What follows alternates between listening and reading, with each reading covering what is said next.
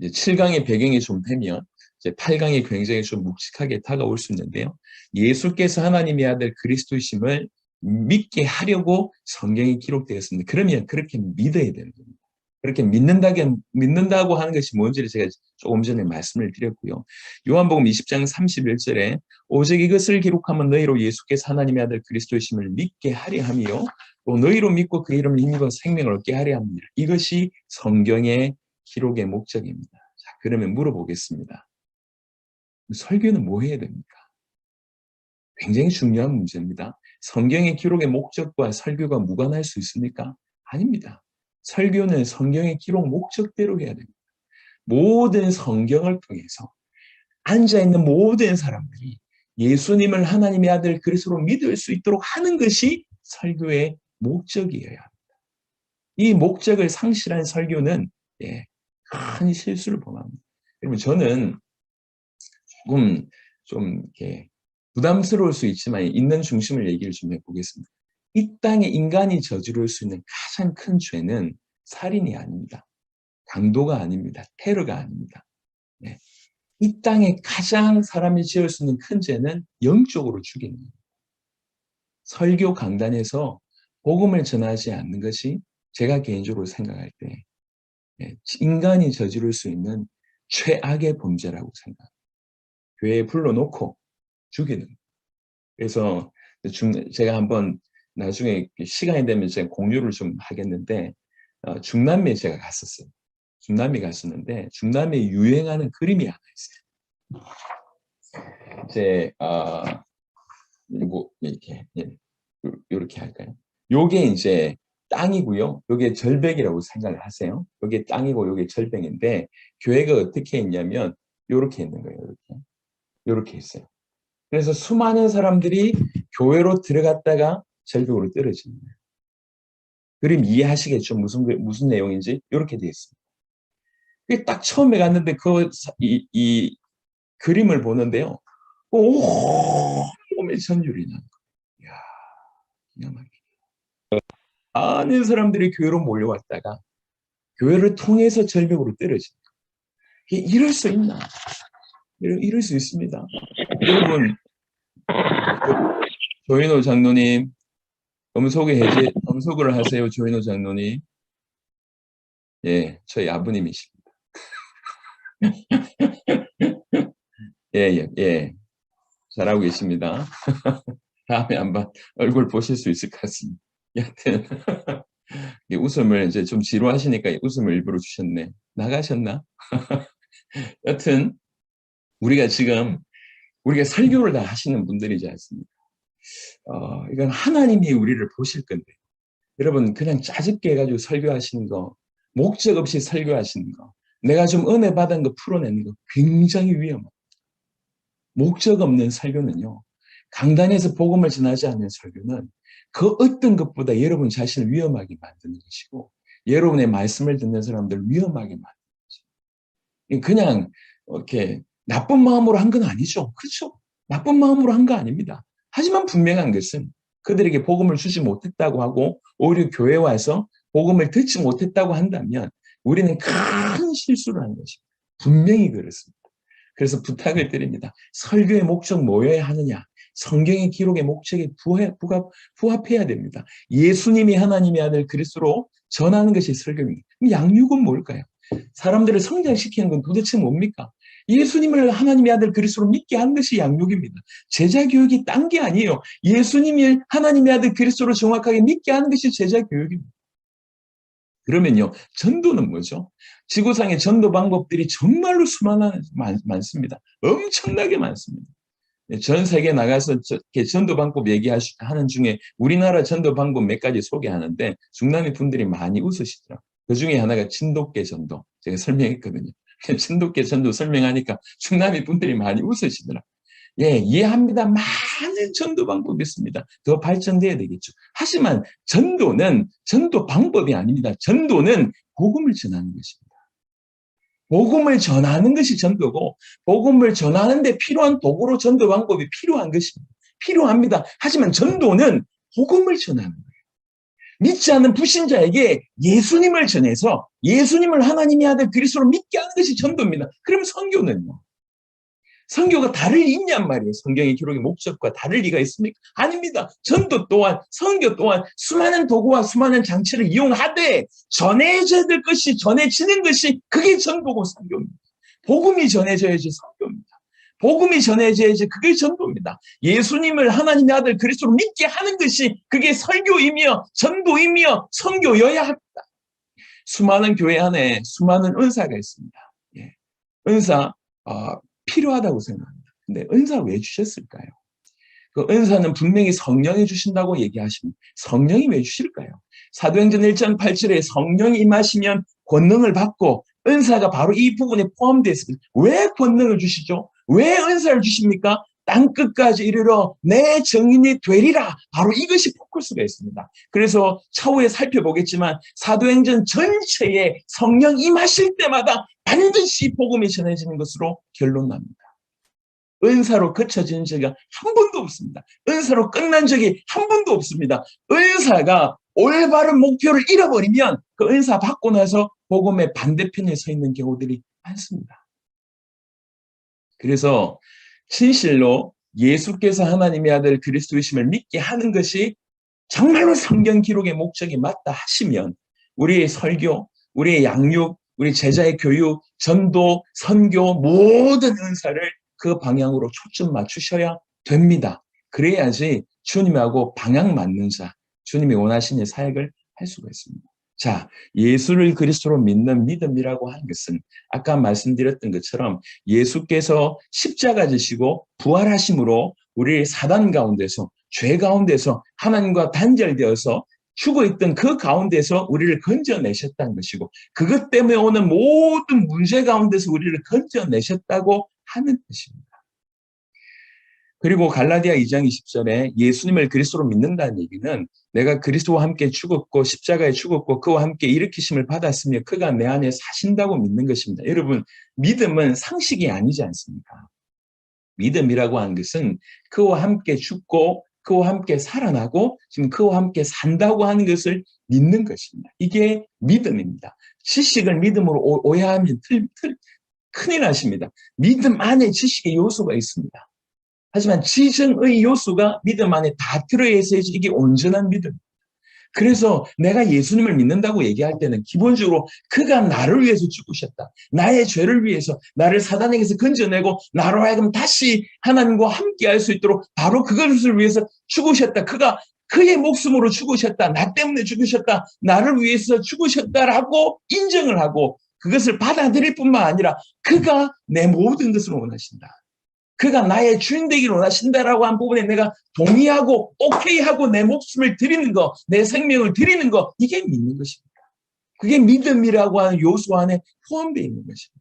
그래서 예수님을 그리스도로 믿는다고 얘기할 때 우리는 그와 함께 죽었고 그와 함께 살았고 지금 그와 함께 살아가고 있다고 하는 것을 믿는 것입니다. 이게 예수님을 그리스도로 믿는 것입니다. 그가 내 모든 죄를 해결하고 내 모든 사단의 문제, 하나님과 떠나 있는 죽음의 문제를 해결하고 지금 나와 함께 계시구나라고 하는 것을 믿는 것입니다. 그렇다고 하면 그 인생은 아무것도 문제가 되지 않습니다.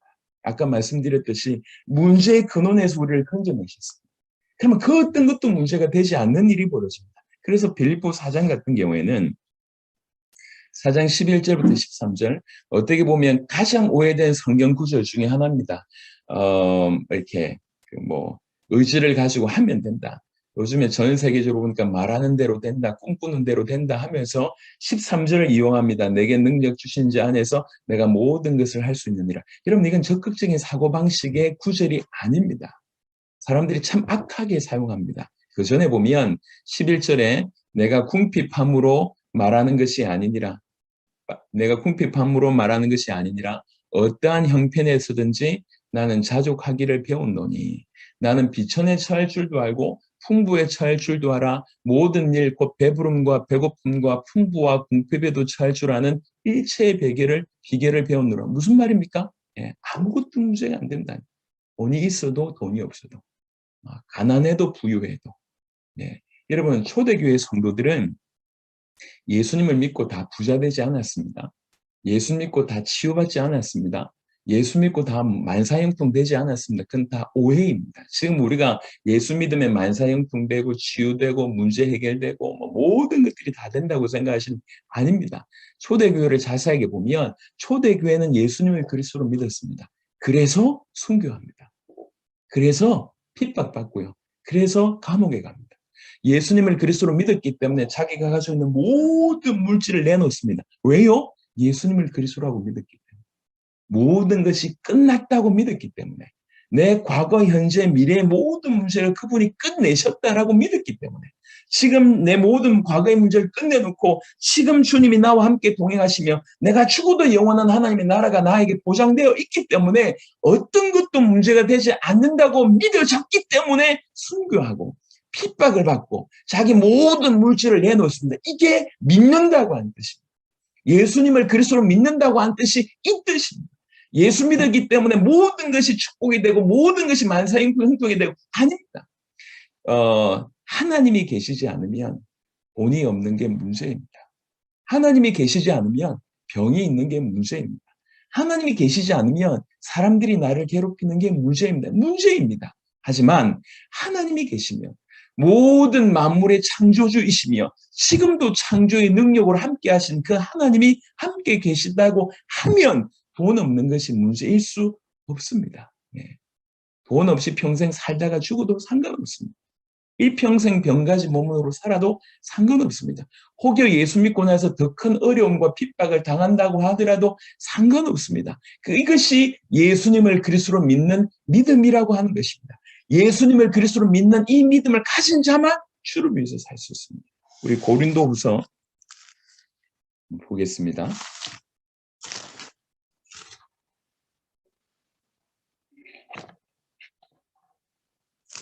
이번 시간에 제가 조금 톤을 올려서 말씀드리는 것은 사실 여기서 결론이 나야 되거든요.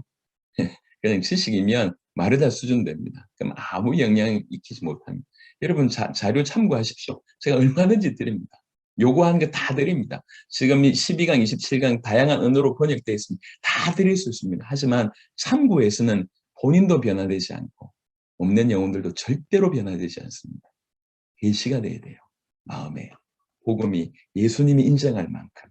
고린도후서 5장 15절에 고린도후서 5장 15절에 그가 모든 사람을 대신하여 죽으심은 왜 죽으셨냐? 이유가 이렇습니다. 살아있는 자들로 하여금 누굽니까? 구원받은 우리를 얘기합니다. 살아있는 자들로 하여금 다시는 그들 자신을 위하여 살지 않고 다시는 그들 자신을 위해서 살지 않고 오직 그들을 대신하여 죽었다가 다시 살아나신 이를 위하여 살게 하려 함이니라 되어 있습니다. 우리 주님이 왜 죽으셨냐? 이유를 얘기하기를 살아있는 우리가 더 이상 나를 위해서 살지 않고 나를 위해서 죽으신 그 그리스도 그 하나님을 위해서 살게 하기 위해서 우리 주님이 죽으셨다 이렇게 얘기합니다.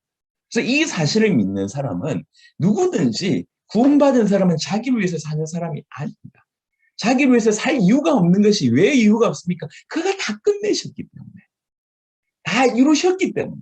그가 십자가상에서 다 이루신 것이 사실이기 때문에 그리고 그가 나와 함께 계시기 때문에 내가 나를 위해서 살 필요가 없는 거예요. 그래서 주님을 쫓아가는데 제일 첫 번째 조건이 뭡니까? 자기를 부인하고 첫 번째입니다. 이거는 의주로 부인하라는 얘기가 아닙니다. 다 끝났구나라고 하는 것을 믿는다는 얘기입니다. 나를 위해서 살 필요가 없구나라고 믿는다는 것. 그것이 출발입니다. 나를 위해서 살 필요가 없어요. 이런 자만 주를 위해서 삽니다. 자, 이게 예수를 그리스도로 믿는 믿음이라고 정의할 수 있는데 교회 안을 조금 한번 돌아보겠습니다. 오늘날 수많은 교회에서 수많은 교회에 기도를 합니다. 많은 사람들이 기도를 하죠. 그리고 어떤 분들은 그 기도에 응답을 받은 사람들은 이제 간증자로 돌아다닙니다. 어떤 영역에서든지. 이렇게 하니까 이렇게 응답하셨어요. 간증자들이 돌아다니고 그 돌아다닌 간증자를 보고 저렇게 하면 되겠구나라고 얘기해서 열심히 기도해서 그 사람처럼 되려고 하는 것이 신앙의 큰 틀로 지금 오늘날 자리매김하고 있습니다. 그리고 성도들이 꽤나 많은 기도를 하고 있습니다. 꿈부레를 했을 때 85개국 160명이 왔을 때 그 전에 45개국 그 전에 했을 때인가요? 첫 번째였던 것 같습니다. 그때 해외 제자들 한 100여 명을 데리고 제가 불국사를 내려갔어요. 우상. 예, 우리나라의 우상의 현주소를 보여줬어요. 불국사를 봤는데 그 중에 아까 말씀드렸던 과테말라 레니 목사님이 그 이제 이렇게 하고 막 절하는 데까지 간 거예요. 그러더니 이제 그 앞에 뭐 책 같은 게 이제 써져 있더라고. 책 같은 게 사람들이 쓰고 들어가더라고. 그게 뭐냐면 자기 소원을 쓰고 이제 들어가는. 그래서 통역자 보고 물어본 거예요. 이게 뭐냐 이렇게. 소원입니다. 이렇게. 그 소원이 뭐냐 이렇게 쭉 들어보니까 사람들이 쓴 소원의 내용들이 있지 않습니까? 사업 잘 되게 해주세요. 우리 자녀 지켜주세요. 요거 해결해 주세요. 저거 해결해 주세요. 요 내용이에요. 이분이 충격을 받는 거예요. 똑같구나 기도의 내용이. 교회 내에 있는 사람들과 교회 밖에 있는 사람들이 똑같구나. 똑같구나. 오늘날 수많은 사람들이 뭐 하려고 기도하냐면 응답을 받으려고 기도합니다. 응답을 받으려고 기도한다는 얘기는 무슨 말입니까? 끝났다고 하는 것이 안 믿어지는 거예요. 끝났다. 기도하는 것 자체가 나쁘다는 얘기를 하는 게 아닙니다. 일반적인 얘기를 하는 겁니다. 내 모든 문제를 그가 십자가와 부활로 끝내셨다. 끝내셨기 때문에 더 이상 내가 나를 위해서 살 필요가 없다. 그런 자만 주를 위해서 살 수 있는데 수많은 기독교인들은 지금 여전히 자기를 위해서 살고 자기를 위해서 살되 심지어 이 복음을 이용해서 삽니다. 이 놀라우신 복음을 끄집어 당겨서 이 그리스도의 놀라운 이름을 끄집어 당겨서 내 자녀 잘 되게 해주십시오. 이 문제 해결해 주십시오. 내 사업 잘 되게 해주십시오라고 하는 자기 인생 문제에 이 놀라운 복음을 이용하는데 자기 인생의 문제만 이용하고 있다는 이게 오늘날 현주소입니다. 미사일이 가치가 뭐 몇십억, 몇백억 하지 않습니까? 미사일 같은 그 엄청난 가치로 쥐새끼를 잡는다. 생각해 보세요. 그 엄청난 가치 있는 미사일을 가지고 바퀴벌레 하나를 잡는다. 생각해 보세요. 얼마나 어리석습니까? 지금 우리의 수준이 그와 같다.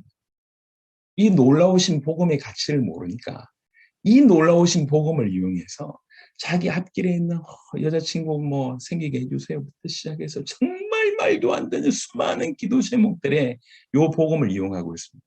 그들의 근본적인 마음은 어떠냐면 다 끝났다고 믿어지는 게 아닌 거죠. 더 이상 나를 위해서 살 필요가 없다고 하는 것이 믿어지지 않습니다. 여러분 다 끝났다 구원받을 순간에 다 끝났구나라고 믿어지지 않는 사람은 끝내려고 삽니다. 자기 문제 끝내려고. 자기 문제 언제 끝납니까? 무덤에 들어가면 끝납니다. 그러니까 수많은 기독교인들이 이렇게 뭐 굳이 얘기하자면 요 틀 안에 완전 사로잡혀 있는 거예요. 일평생 응답받으려고, 일평생 문제 해결받으려고, 일평생. 그러니까 내 모든 문제가 그 십자가와 부활에서 끝났구나. 그 끝내신 주님이 내 인생 가운데 임하셨구나. 내 과거가 끝났고 내 미래가 보장됐고 지금 나는 주님과 동행하는구나. 그래서 주와 복음을 위해서 너희 그러므로 무엇을 먹을까 무엇을 마실까 무엇을 입을까 염려하지 마라. 너희는 먼저 그 나라와 그 의를 구하라. 처음부터 말씀하셨습니다. 그렇게 살 수밖에 없는데 그 십자가 부활의 능력을 이해 못하니까 이 놀라우신 복음의 가치를 깨닫지 못하니까 이 복음 붙들고 여전히 자기를 위해서 사는 그런 인생이 된 겁니다. 이 인생은 적어도 내 모든 문제가 끝났다. 예수를 그리스도로 믿는다고 하는 믿음은 없다라고 우리가 전제할 수 있습니다. 이게 지금 오늘날 교회의 모습입니다. 여러분 자기를 위해서 구하는 건 나쁜 얘기는 아닙니다. 하지만 끝났다고 믿으면 이것 주세요 저거 주세요라고 자기 육신을 위해서 구하지는 않을 겁니다. 오히려 복음 때문에 이 복음이 효과적으로 전달되기 때문에 되기 위해서 뭔가 필요한 부분들을 구하게 되는 그런 일이 벌어지겠죠. 근데 복음과 무관하고 하나님 나라와 무관하면서 무조건 자기 먹고 살 문제들을 위해서 복음을 이용하는 수준이 오늘날 수준이 돼버렸습니다. 복음이 이해가 안 되니 이렇게 돼버린 거예요. 복음이 계시가 안 되니 이렇게 돼버린 거예요. 그나마 그래서 응답받은 사람들은 간증하고 돌아다니면서 나름 신앙생활 잘한다고 생각하고 있습니다. 아닙니다. 물론 응답받아서 좋긴 하겠죠. 하지만 모든 사람들을 그런 식으로 끌고 가고 있습니다. 아니라니까요. 아니라니까요. 간증하고 돌아다니고 간증을 쳐다보면서 그것처럼 살아가려고 하는 것이 그게 좀 중요한 게 아닙니다. 각각이 복음을 진실로 계시를 받고 그 다음부터는 주와 복음을 위해서 어떻게 내 인생을 통해서 주와 복음을 위해서 살지 이것이 질문되어야 되고 그것을 위해서 살아가는 것이 그게 올바릅니다. 그래서 요한 1서 5장 1절에 보면 예수를 그리스도로 믿는 자가 하나님께로부터 난 자다라고 하는 구절이 있습니다. 요것도 좀 제가 좀 설명을 좀 드리고 싶은데요. 뭐 설명해야 될 내용들이 좀 많기도 하겠지만 여러분 누가 구원받은 자입니까? 예수를 그리스도로 믿는 자가 하나님께로부터 난 자입니다. 자, 요한복음 1장 12절과 한번 좀 비교해 보겠습니다. 요한복음 1장 12절.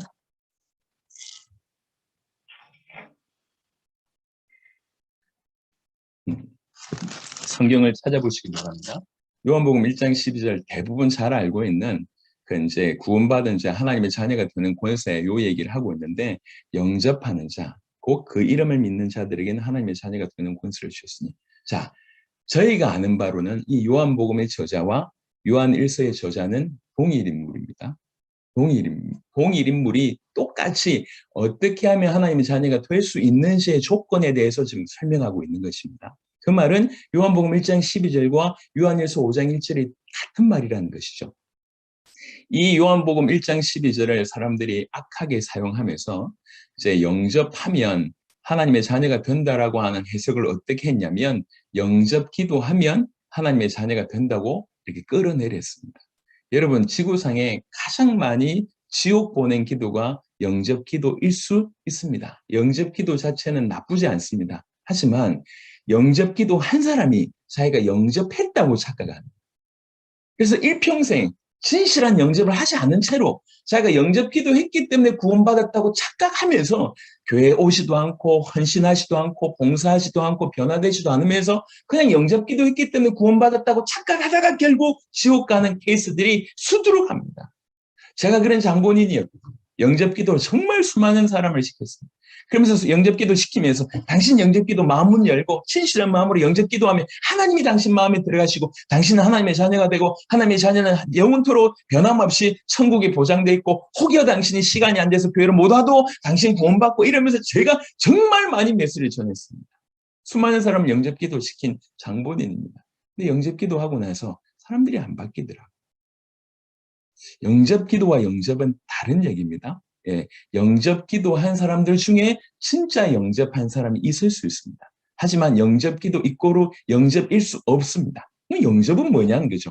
영접을 설명하기를 영접하는 자, 곧 그 이름을 믿는 자 이렇게 되어 있습니다. 여러분 이름을 믿는다는 얘기가 무엇입니까? 이름이라고 하는 것은 우리가 특히 알고 있는 상식으로 부약적인 사고로 얘기하자면 이름은 그 사람의 본질을 얘기합니다. 그 사람의 전체를 얘기합니다. 그러니까 예수 이름을 믿는다는 얘기는 예수님의 본질, 예수님이 어떠한 분이신지를 믿는다는 얘기예요. 예수님이 어떤 분인지, 예수님의 그분의 본질, 그분의 전체를 믿는다는 거죠. 요한복음 1장 12절과 요한 1서 5장 1절은 같은 얘기입니다. 영접하는 자는 그 이름을 믿는 것이고 그 이름을 믿는다고 하는 것은 그분이 누구신지, 그분의 본질, 그분의 전체를 믿는다는 것인데 즉 예수께서 하나님의 아들 그리스도라고 하는 것을 믿는 그것이 영접이고 그러할 때에 하나님의 자녀가 된다라고 하는 거죠. 이게 요한복음 1장 12절과 요한일서 5장 1절의 내용입니다. 제가 지어낸 게 아니에요. 우리가 알고 있는 상식입니다. 이름이 어떤 것을 뜻하는지 여러분 알고 있지 않습니까? 이 구절에서 영접 기도를 끄집어내서 영접 기도하면 구원받는다라고 하는 해석은 정말로 기가 막힌 사단의 작품이었습니다.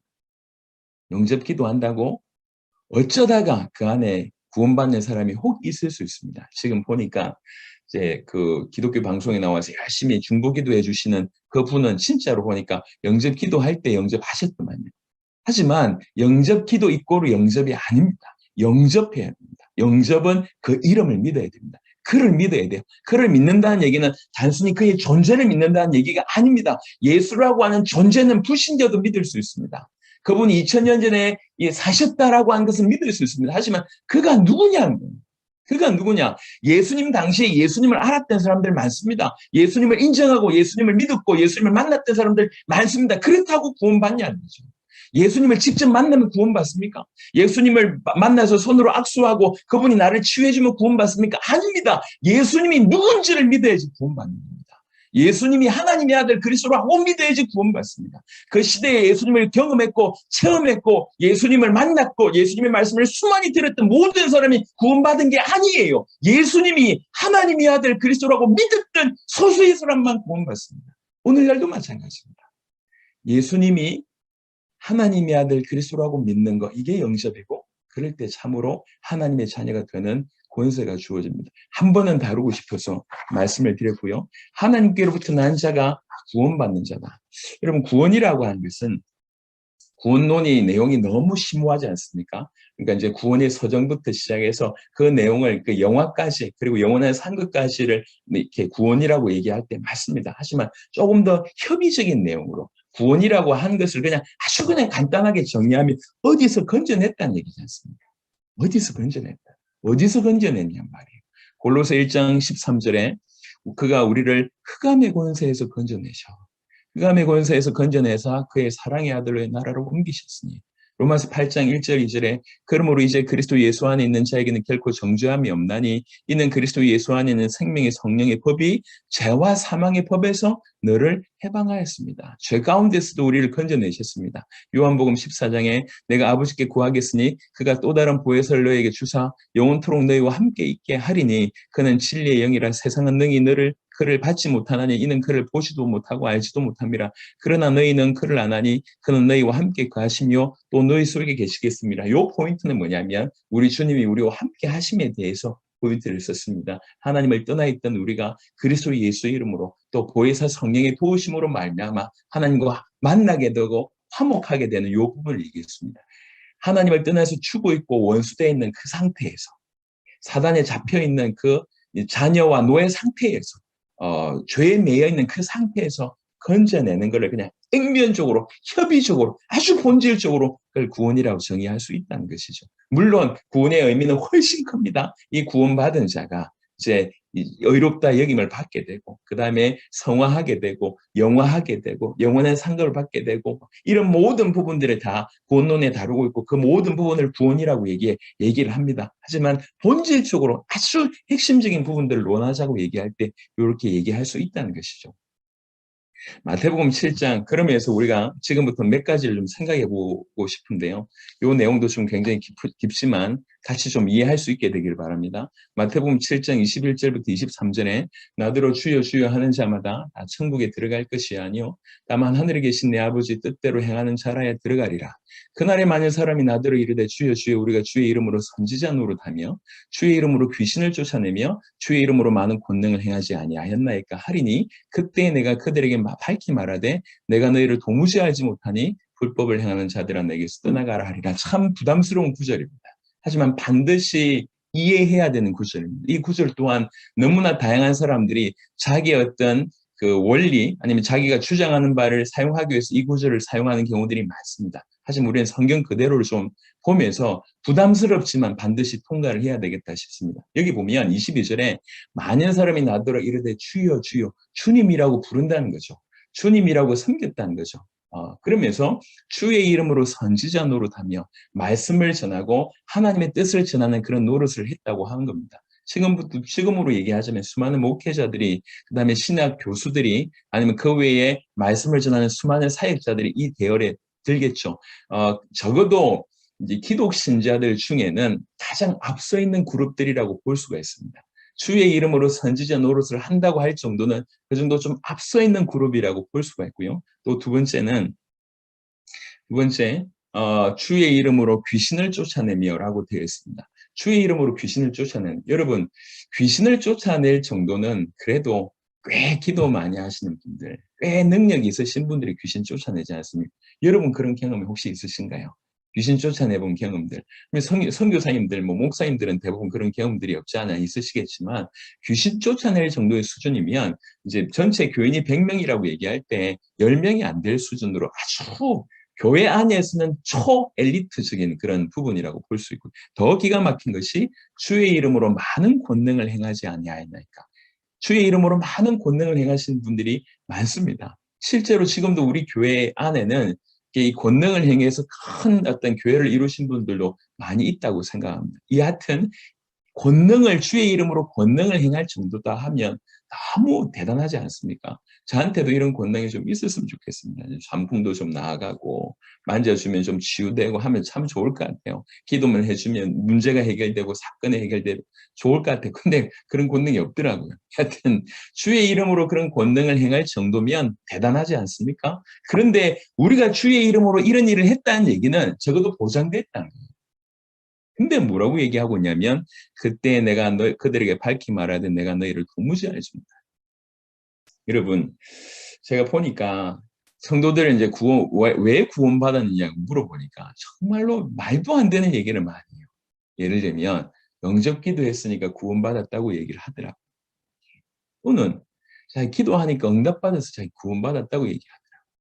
예컨대 자기가 병이 있었는데 병이 나아가지고 그 병이 나은 증거는 보니까 확실히 하나님 내 기도 응답하셔서 내가 병이 나은 거 보니까 난 구원받았다고 얘기합니다. 여러분 이게 얼마나 위험하냐면요. 응답받았기 때문에 내가 구원받았다. 여러분 성경은 그렇게 믿으시면 안 됩니다. 그리고 내가 치유받았기 때문에 구원받았다. 천만의 말씀이요. 예수님 당시에 예수님이 고쳐주신 사람들 다 구원받았습니까? 천만의 말씀이요. 예수님 당시에 예수님께서 수많은 사람들의 문제 해결 같은 걸 해주셨습니다. 다 구원받았습니까? 아닙니다. 구원의 유일한 기준은 내가 응답받았기 때문에 구원받은 게 아니에요. 구원의 유일한 기준은 믿어야 됩니다. 예수님이 하나님의 아들 그리스도라고 하는 사실을 믿는 것 말고는 구원의 기준이 없습니다. 근데 자기가 응답받았기 때문에 하나님 내 안에 계시다. 자기가 치유받았기 때문에 내가 내 안에 계시다. 여러분 보세요. 치유받아가지고요. 암이 나와가지고 교회 왔던 사람들 한 몇 년만 지나보면 그 상태 어떻게 되는지 아십니까? 처음에는 불이 돼가지고 뭐 헌금부터 시작해서 오만 거 다 하다가 점점 시간이 가면서 신앙이 식어지고 엄밀하게 얘기하면 신앙이 없었던 건데 조금 시간이 지나면 그때 의사가 좀 잘못 본 게 아닌가. 내가 원래 병이 없었는데 그래 된 거 아닌가라고 얘기하면서 점점 뒤로 빠지면서 교회 안 나오는 케이스들이 적지 않으냐 있습니다. 여러분 병 나오면 구원받은 겁니까? 왜 그런 생각을 하십니까? 내가 응답받으면 구원받았습니까? 천만의 말씀이요. 구원의 유일한 기준은 하나밖에 없습니다. 예수 믿느냐 안 믿냐. 그 예수님을 정확하게 알고 믿느냐. 그것이 유일한 구원의 기준입니다. 자, 오늘 이 본문에도 이렇게 얘기하니까 예수님께서 뭐라고 얘기하냐면 내가 너희를 도무지 알지 못한다. 그러니까 예수님 정확하게 모르고도 선지자 노릇 할 수 있습니다. 여러분 죄송합니다. 신학 교수들 다 구원받았을까요? 목사님들 다 구원받았을까요? 구원 못 받았다 제가 얘기하면 이단되니까 제가 질문형으로 말씀드립니다. 신학교 교수 구원 받았을까요? 그 수많은 신학교 교수들이 우리로 하여금 자유주의로 이끌게 한 그 수많은 신학교 교수들이 있지 않습니까? 구원 받았을까요? 그런데 예수 모르고도 선지자 노릇 할 수 있다는 얘기고 정확하게 모르고도 예수님 내가 너희를 모른다고 얘기하면서도 이 사람이 권능 행할 수 있고 귀신 쫓아낼 수 있다는 얘기예요.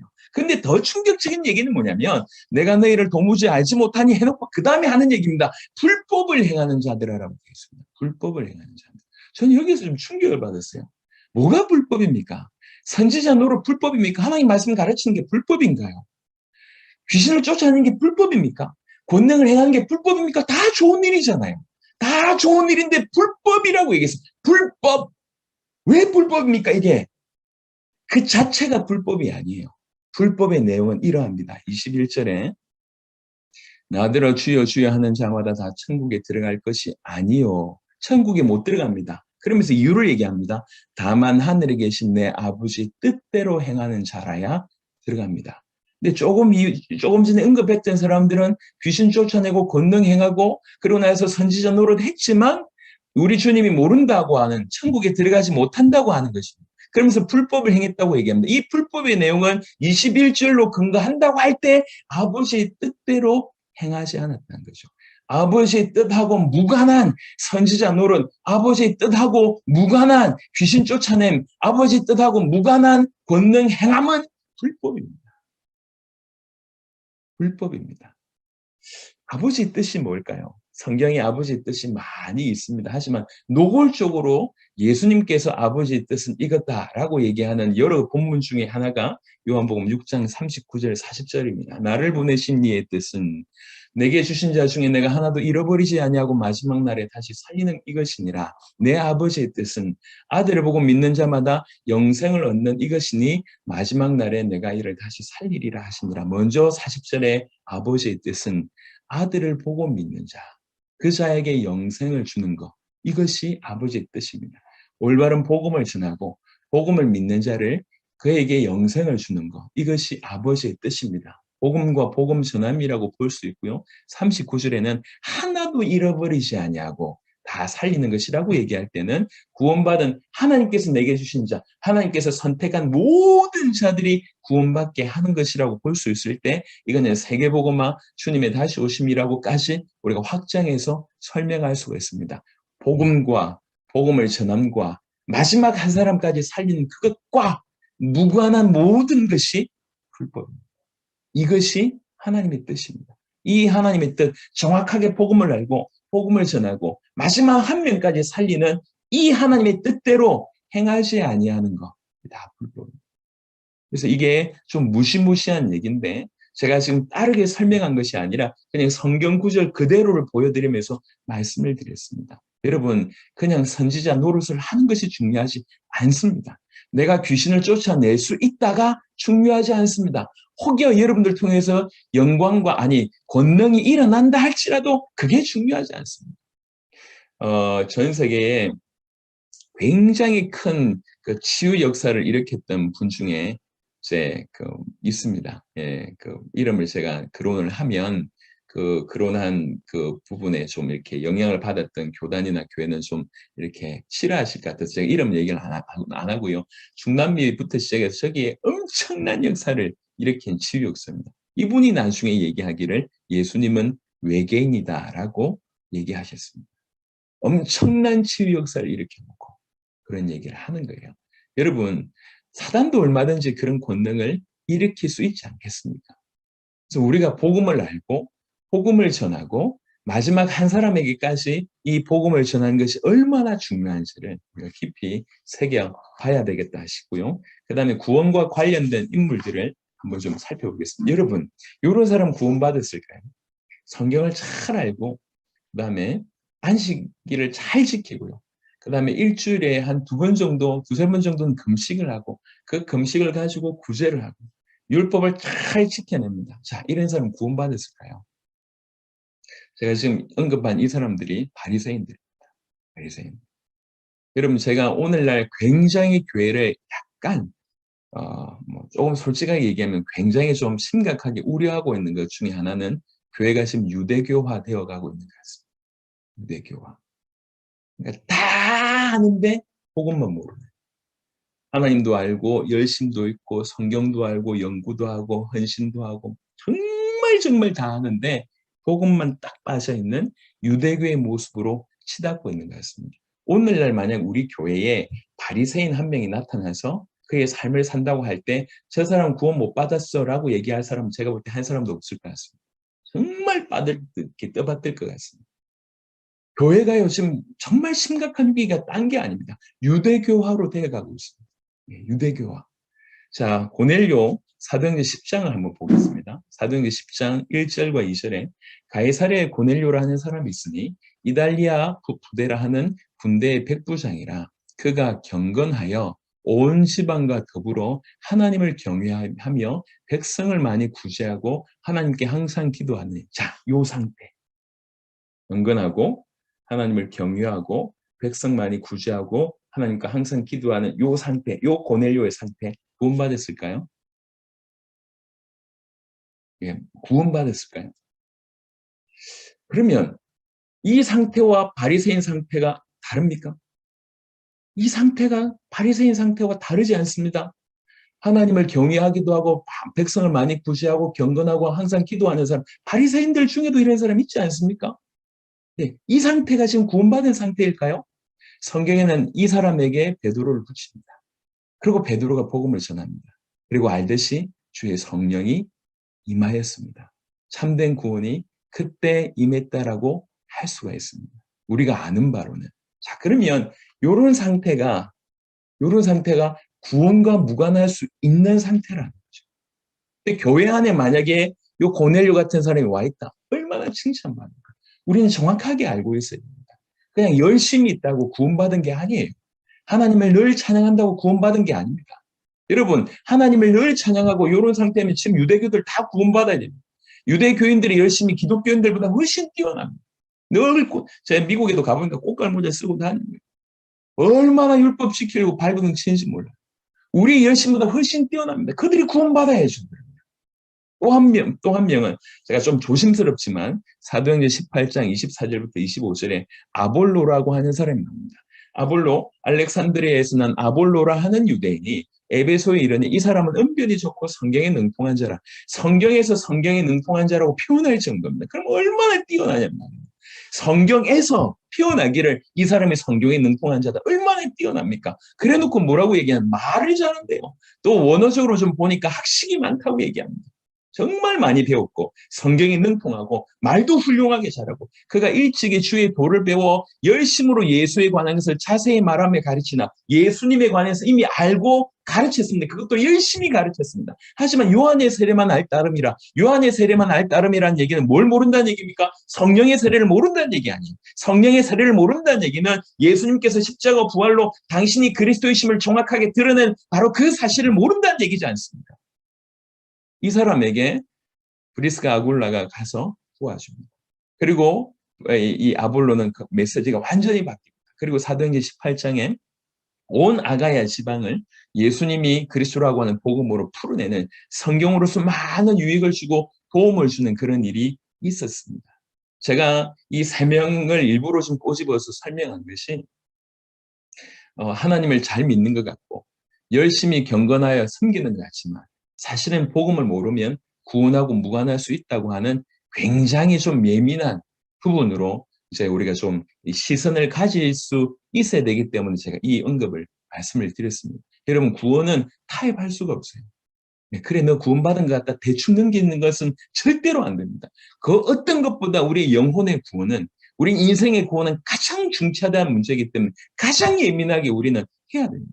우리가 지금까지 복음을 너무나 무시했고 예수님을 너무나 무시했고 그래서 구원받은 것도 영접한 것도 너무나 대충 그냥 교회 다니면 구원받았다 이렇게 여겨졌기 때문에 교회가 이렇게 땅바닥에 좀 떨어진 거죠. 죄송하지만 그래도 전 교단 잘 모릅니다. 그래도 미국에 가장 영향을 많이 끼치는 교단이 침례교지 않습니까? 그 침례교는 침례교와 다른 교단의 차이가 있다고 합니다. 다른 교단은 일단 교회 안에서 뭔가를 교육할 때 기본적인 생각이 뭐냐면 구원받았다고 생각하고 교육을 시작한답니다. 근데 침례교는 그게 아니에요. 이 안에 구원받지 못한 사람이 있을 수 있다라고 여기고 거기서부터 시작하는 이게 다른 차이입니다. 이게 다른 차이. 여러분 교회 안에 여러분이 우리 성도들 중에 구원받지 못한 사람이 있을 수 있지 않습니까? 그러니까 그걸 생각해야 될 거 아닙니까? 그리고 심지어는 열심히 여러분 제가 무당 사역했다고 했잖아요. 그 무당들 중에는 신학교 졸업장 걸어놓고 무당 짓거리 하는 사람도 있습니다. 장로 출신 있습니다. 권사 출신 있습니다. 있어요. 그러니까 그 사람들은 교회 진짜 열심히 했어요. 이렇게 신병이 있다 보니까 이거 낫게 하기 위해서 새벽 예배부터 시작해서 열심히 했습니다. 교회는 뭐 어떻게 여기죠? 믿음 좋다고 얘기해요. 믿음 좋다. 이 사람의 구원에 대해서 신경을 안 씁니다. 이게 지금 우리가 놓친 부분입니다. 여러분 지금 고넬료 같은 케이스, 바리새인 같은 케이스. 사실 제 이렇게 아볼로는 굉장히 논란이 많기 때문에 제가 좀 살짝이 얘기합니다. 이전에는 좀 굉장히 강하게 얘기했는데 좀 살짝이 좀 얘기하는 것이 생각해봐야 됩니다. 그냥 대충 넘길 수 있는 부분이 절대로 못 됩니다. 그래서 예수를 그리스도로 믿으면 마태복음 16장 18절 19절 우리 주님께서 이 그리스도라고 믿는 베드로에게 또 내가 너에게 이르노니 너는 베드로라 내가 이 반석 위에 내 교회를 세우리니 음부의 권세가 이기지 못하리라. 내가 천국 열쇠를 너에게 주르니 내가 땅에서 무엇이든지 매면 하늘에서도 매일 것이요 네가 땅에서 무엇이든지 풀면 하늘에서도 풀리리라 하시고 이 모든 축복을 주셨습니다. 자, 이 모든 축복 중에 하나만 다루겠습니다. 여러분 교회의 부분에 이 반석 위에 내 교회를 세웠는데 그 교회는 음부의 권세가 절대로 이기지 못한다고 했습니다. 자, 지금의 교회를 생각해 보십시다. 지금의 교회가 음부의 권세가 이기지 못하는 교회입니까? 아니면 사단의 놀이터가 된 것입니까? 뭔지 생각하십니까? 정말 수많은 교회가 정말 장로교 같은 교회는 목회자와 당회가 이렇게 적지 않은 피 튀기는 싸움을 하는 경우들이 다반사입니다. 참 아쉬운 일이지만요. 그리고 교회 안에서도 직분자들 가운데 정말 그 교회가 크면 클수록 목사님한테 또 인정받으려고 누가 꽃꽂이를 해야 되냐, 누가 피아노를 쳐야 되냐부터 시작해서 교회 내에 얼마나 문제가 많은지, 특별히 죄송합니다. 아줌마들 얼마나 말이 많은지 여기서 얘기하고 저기서 얘기하고 교회 내에 엄청난 문제들이 있습니다. 여러분, 그래서 지금 교회가 쪼개지기도 하고 말도 안 객관적으로 교회가 음부의 권세가 이기지 못하는 교회입니까? 사단의 놀이터가 됐습니다. 만약 후자라고 하면 왜 그런지를 질문해야 됩니다. 목사님이 메시지를 못해서 그렇습니까? 아니면 행정의 문제입니까? 아니면 모인 사람이 워낙 이상한 사람들이 모여서 그렇습니까? 제가 다음 주에 이렇게 저기 큰 교회에 이제 2월 초에 가서 좀 집회를 하게 됐는데 물어보니까 목사님께서 이렇게 그 칼에 안 찔리려고 방탄조끼 같은 거 입고 몇 개월을 사셨대요. 성도들이 깡패를 동원해가지고 칼질을까 봐. 교회 내에서 야 기가 막히죠. 이런 일들이 있는 거예요. 아니 교회가 행정의 문제입니까? 이상한 사람이 와서 그렇습니까? 아니면 메시지를 못해서 그렇습니까? 돈이 없어서 그렇습니까? 왜 교회가 이 문제가 생길까요? 성경은 마태복음 16장에 이렇게 얘기했습니다. 음부의 권세가 이기지 못한 교회 조건 하나입니다. 교회 조건이 뭐냐? 내가 이 반석 위에 내 교회를 세우리니. 이게 조건입니다. 반석 위에 세운 교회는 음부의 권세가 이기지 못합니다. 여기서 반석이 뭘까요? 로마의 이렇게 그 가톨릭은 이걸 베드로라고 하는 사람으로 얘기해서 베드로의 수익권을 바로 여기서 해석합니다. 아닙니다. 여기서 반석은 예수님이 그리스도라고 하는 그 복음이 반석이고 예수님을 그리스도라고 믿는 그 믿음이 반석이고 예수님을 그리스도로 믿는 그 믿는 자가 반석입니다. 복음이 반석이고 믿음이 반석이고 그렇게 믿는 자가 반석입니다. 그 위에 서야지 음부의 권세가 교회를 공격 안 한다는 얘기를 하지 않습니다. 음부의 권세가 공격합니다. 하지만 이기지 못하는 음부의 권세가 이기지 못하는 교회가 된다. 반석 위에 세워져야지. 반석. 복음의 반석. 예수님이 하나님의 아들 그리스도라고 한 이 마태복음 16장의 그 고백, 그 믿음, 그 복음, 그렇게 믿는 자, 그 위에 세울 수 있는 그 교회 음부의 권세가 이기지 못한다고 얘기합니다. 이게 성경입니다. 다시 우리 모든 교회가 바로 이 반석 위에 세워지는 교회로 돌아가야 됩니다. 아니면 여러분 죄송하지만 코로나 문제입니다. 모이지 못하니까 문제인 거죠. 이해됩니다. 그래서 모이지 못하기 때문에 교인 숫자가 20% 떨어져 나가고 교회 문을 20% 닫았다. 이거 우리가 생각을 해봐야 됩니다. 이게 진정한 문제가 안 모여서 그러냐 생각을 해봐야 됩니다. 생을 걸고 모여야 됩니까? 모여야 되죠. 하지만 이런 상황이 벌어지는 근본적인 요인들을 우리가 돌이켜봐야 됩니다. 왜 안 모인다고 이렇게 떨어져 나갈까요? 성도들의 믿음의 문제라는 것이죠. 교회가 지금 환란이 왔는데 지금 우두둑 무너지고 있다고 하는 증거 아닙니까? 이런 공격이 앞으로도 올 수 있습니다. 반석 위에 세우고 예수님이 하나님의 아들 그리스도라고 한 그 복음, 그 믿음, 그 믿는 자의 반석 위에 세워야 됩니다. 그래서 진실로 예수님을 그리스도로 믿는 자가 비로소 그 다음 뭐라고 얘기하냐? 예수 그리스도라고 부르는 것입니다. 예수 그리스도라고 부르고 예수 그리스도라고 믿는 것입니다. 그러니까 그 짧은 고백 안에 예수 그리스도라고 얘기할 때 이미 예수님이 어떤 분이고 그리스도가 어떤 존재인 줄 알고 나의 그리스도라고 고백하는 의미로 예수 그리스도 이렇게 얘기합니다.